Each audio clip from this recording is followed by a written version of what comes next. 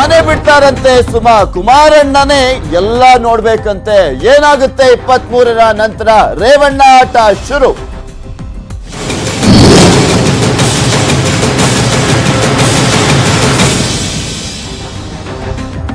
ಮತ್ತೆ ಸಿಡಿದೆದ್ದಿದ್ದಾರೆ H D Revanna ಅವರು. ಸುಮಲತಾ ವಿರುದ್ಧ ಸಿಡಿ ಬಾಂಬ್ ಅನ್ನ ಸಿಡಿಸಿದ್ದಾರೆ. 23ರ ನಂತರ ಮನೆ ಬಿಡ್ತಾರೆ, ನೋಡ್ತಾರೆ ಸುಮಲತಾ ಅಂಬರೀಶ್ ಅವರು ಅಂತ ರೇವಣ್ಣ ಅವರು ಮತ್ತೊಮ್ಮೆ ಸುಮಲತಾ ಅಂಬರೀಶ್ ಅವರ ವಿರುದ್ಧ ಕಿಡಿಕಾರಿದ್ದಾರೆ. ಮತ್ತೆ ಮಾತನಾಡಿದ್ದಾರೆ ಸುಮಲತಾ ಅಂಬರೀಶ್ ಅವರ ವಿರುದ್ಧ ಎಚ್ ಡಿ ರೇವಣ್ಣ.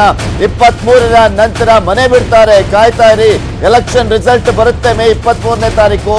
ಅದಾದ್ಮೇಲೆ ಸುಮಲತಾ ಅಂಬರೀಶ್ ಅವರು ಪತ್ತೆನೇ ಇರಲ್ಲ ಮಂಡ್ಯದಲ್ಲಿ ಅಂತ ಹೇಳಿಕೆಯನ್ನ ನೀಡಿದ್ದಾರೆ ಸಿಎಂ ಸಹೋದರ ಎಚ್ ಡಿ ರೇವಣ್ಣ. ಇಲ್ಲಿ ಈಗಾಗಲೇ ಹಿಂದೆ ಒಂದು ಹೇಳಿಕೆಯನ್ನ ಕೊಟ್ಟು ಸಾಕಷ್ಟು ವಿವಾದಕ್ಕೆ ಎಡೆ ಮಾಡಿಕೊಟ್ಟಿತ್ತು ರೇವಣ್ಣ ಅವರ ಮಾತುಗಳು. ಈಗ ಮತ್ತೊಮ್ಮೆ ಅದೇ ರೀತಿಯಾಗಿ ಮಾತನಾಡೋದಕ್ಕೆ ಮುಂದಾಗಿದ್ದಾರೆ ರೇವಣ್ಣ ಅವರು. ಮಂಡ್ಯ ಪಕ್ಷೇತರ ಅಭ್ಯರ್ಥಿ ಸುಮಲತಾ ಅಂಬರೀಶ್ ಅವರು 23ರ ನಂತರ ಮೇ 23ರ ನಂತರ ಮನೆ ಬಿಡ್ತಾರೆ, ನೋಡ್ತಾ ಇರಿ ಅಂತ ರೇವಣ್ಣ ಅವರು ಈಗ ಹೇಳಿರುವಂತದ್ದು. KR ಪೇಟೆ ಕಡೆ ತಿರುಗಿಯೂ ಕೂಡ ನೋಡಲ್ಲ. ಇಲ್ಲಿ ರೇವಣ್ಣ ಅವರು ಸುಮಲತಾ ಅಂಬರೀಶ್ ಅವರ ವಿರುದ್ಧ ವಾಗ್ದಾಳಿಯನ್ನ ನಡೆಸಿದ್ದಾರೆ. ಮಂಡ್ಯದಲ್ಲಿ ನಿಖಿಲ್ ಪರ ಸಚಿವ ರೇವಣ್ಣ ಪ್ರಚಾರದಲ್ಲಿ ಭಾಗಿಯಾಗಿದ್ದಂತಹ ಸಂದರ್ಭದಲ್ಲಿ ಈ ಒಂದು ಹೇಳಿಕೆಯನ್ನ ನೀಡಿದ್ದಾರೆ. KR ಪೇಟೆಯಲ್ಲಿ ರೇವಣ್ಣ ಎಲೆಕ್ಷನ್ ಪಾಲಿಟಿಕ್ಸ್, ಜನರನ್ನ ಸೆಳೆಯಲು ರೇವಣ್ಣ ಮಾತಿನ ವರಸೆಯನ್ನ ತೋರಿಸ್ತಾ ಇರುವಂತದ್ದು. ಅದರಲ್ಲೂ ಪ್ರಮುಖವಾಗಿ ಸುಮಲತಾ ಅಂಬರೀಶ್ ಅವರ ವಿರುದ್ಧ ಮಾತನಾಡಿ ತಮ್ಮನ ಮಗನ ಗೆಲುವಿಗಾಗಿ ರೇವಣ್ಣ ಅವರು ಪ್ರಚಾರವನ್ನ ಮಾಡ್ತಾ ಇದ್ದಾರೆ. ಸುಮಲತಾ ಅಂಬರೀಶ್ ವಿರುದ್ಧ ವಾಗ್ದಾಳಿಯನ್ನ ಕೂಡ ನಡೆಸಿದ್ದಾರೆ. ಎದ್ದು ಬಿದ್ದು ನೋಡ್ಬೇಕಿದ್ರೆ ಕುಮಾರಣ್ಣನ್ನೇ ನೋಡ್ಬೇಕು, ಇನ್ಯಾರು ಕಾಣಿಸಲ್ಲ ನಿಮ್ಗೆ ಅಂತ ಕೂಡ ಹೇಳಿದ್ದಾರೆ.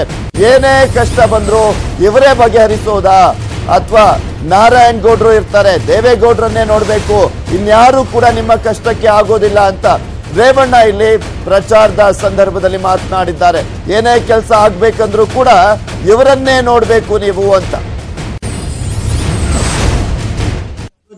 ಏನು ಪಕ್ಷೇತರ ಅಭ್ಯರ್ಥಿ ಅವರೇ ಸುಮಾರು 23ನೇ ತಾರೀಕು ಆದ್ಮೇಲೆ ಮನೆ ಬಿಡ್ತಾರೆ. KR ಪೇಟೆ ಕಡೆ ತಿರುಗು ನೋಡಲ್ಲ, ಎದ್ದು ಬಿದ್ದು ನೋಡ್ಬೇಕಾದ್ರೆ ನೋಡ್ಬೇಕು, ನಾರಾಯಣಗೌಡ ನೋಡ್ಬೇಕು, ಅಲ್ದವ್ರು ದೇವೇಗೌಡ ನೋಡ್ಬೇಕಾಯ್ತದೆ. ಯಾರು ಕೇಳ್ತಾರೆ ಅವ್ರ ರಾಜಕಾರಣದಲ್ಲಿ ನೀವು ಅರ್ಥ ಮಾಡ್ಕೋಬೇಕು. ಇವತ್ತು ಏನು ಪಕ್ಷೇತರ ಅಭ್ಯರ್ಥಿ ಅವರೇ ಸುಮಾರು 23ನೇ ತಾರೀಕು ಆದ್ಮೇಲೆ ಮನೆ ಬಿಡ್ತಾರೆ. KR ಪೇಟೆ ಕಡೆ ತಿರುಗು ನೋಡಲ್ಲ, ಎದ್ದು ಬಿದ್ದು ನೋಡ್ಬೇಕಾದ್ರೆ ನೋಡ್ಬೇಕು, ನಾರಾಯಣಗೌಡ ನೋಡ್ಬೇಕು, ಅಲ್ದವ್ರು ದೇವೇಗೌಡ ನೋಡ್ಬೇಕಾಯ್ತದೆ. ಯಾರು ಕೇಳ್ತಾರೆ ಅವ್ರ ರಾಜಕಾರಣದಲ್ಲಿ ನೀವು ಅರ್ಥ ಮಾಡ್ಕೋಬೇಕು. ಇನ್ನು ಕಾರ್ಯಕರ್ತರೊಂದಿಗೆ ರೇವಣ್ಣ ಸಭೆಯನ್ನ ನಡೆಸಿದ್ರು. ಇದೇ ಸಭೆಯಲ್ಲಿ ಸುಮಲತಾ ವಿರುದ್ಧ ವಾಗ್ದಾಳಿಯನ್ನ ನಡೆಸಿದ್ದಾರೆ. ಏಕವಚನದಲ್ಲಿ ಸುಮಲತಾ ವಿರುದ್ಧ ವಾಗ್ದಾಳಿಯನ್ನ ನಡೆಸಿದ್ದಾರೆ ಸಿಎಂ ಸಹೋದರ ಲೋಕೋಪಯೋಗಿ ಸಚಿವ ಎಚ್ ಡಿ ರೇವಣ್ಣ ಅವರು. ತಮ್ಮನ ಮಗನ ಪರವಾಗಿ ಪ್ರಚಾರವನ್ನ ಮಾಡಲು ಬಂದಿದ್ದಂತಹ ಸಂದರ್ಭದಲ್ಲಿ ಸುಮಲತಾ ಅಂಬರೀಶ್ ಅವರ ವಿರುದ್ಧ ವಾಗ್ದಾಳಿಯನ್ನ ನಡೆಸಿದ್ದಾರೆ.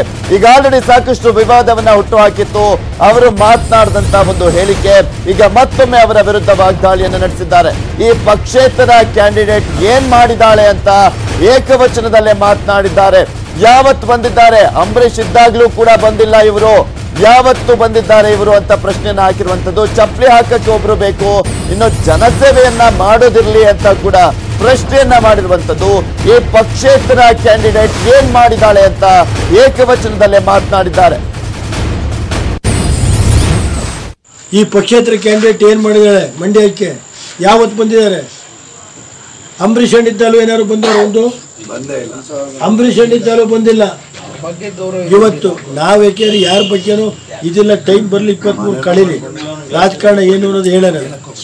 ಚಪ್ಪಲಿ ತೋರ್ಸಕ್ ಒಬ್ರು ಆಳ್ಬೇಕಾಯ್ತು ಇವ್ರಿಗೆ, ಗನ್ಮ್ಯಾನ್ ಚಪ್ಪಲಿ ಹಾಕಕ್ಕೆ. ಇನ್ನ ಜನಸೇವೆ ಮಾಡೋದಿರ್ಲಿ. ಈ ಪಕ್ಷೇತರ ಕ್ಯಾಂಡಿಡೇಟ್ ಏನ್ ಮಾಡಿದಾಳೆ ಮಂಡ್ಯಕ್ಕೆ? ಯಾವತ್ತು ಬಂದಿದ್ದಾರೆ? ಅಂಬರೀಶ್ ಹಣ್ಣಿದ್ದಾಲು ಏನಾದ್ರು ಬಂದವರು? ಒಂದು ಅಂಬರೀಶ್ ಹಣ್ಣಿದ್ದಾಲು ಬಂದಿಲ್ಲ. ಇವತ್ತು ನಾವ್ ಯಾಕೆಂದ್ರೆ ಯಾರ ಬಗ್ಗೆನೂ ಇದಿಲ್ಲ, ಟೈಮ್ ಬರ್ಲಿ 23 ಕಳೀಲಿ, ರಾಜಕಾರಣ ಏನು ಅನ್ನೋದು ಹೇಳೋಣ. ಚಪ್ಪಲಿ ತೋರ್ಸಕ್ ಒಬ್ರು ಆಳ್ಬೇಕಾಯ್ತು ಇವ್ರಿಗೆ, ಗನ್ಮ್ಯಾನ್ ಚಪ್ಪಲಿ ಹಾಕಕ್ಕೆ. ಇನ್ನ ಜನಸೇವೆ ಮಾಡೋದಿರ್ಲಿ.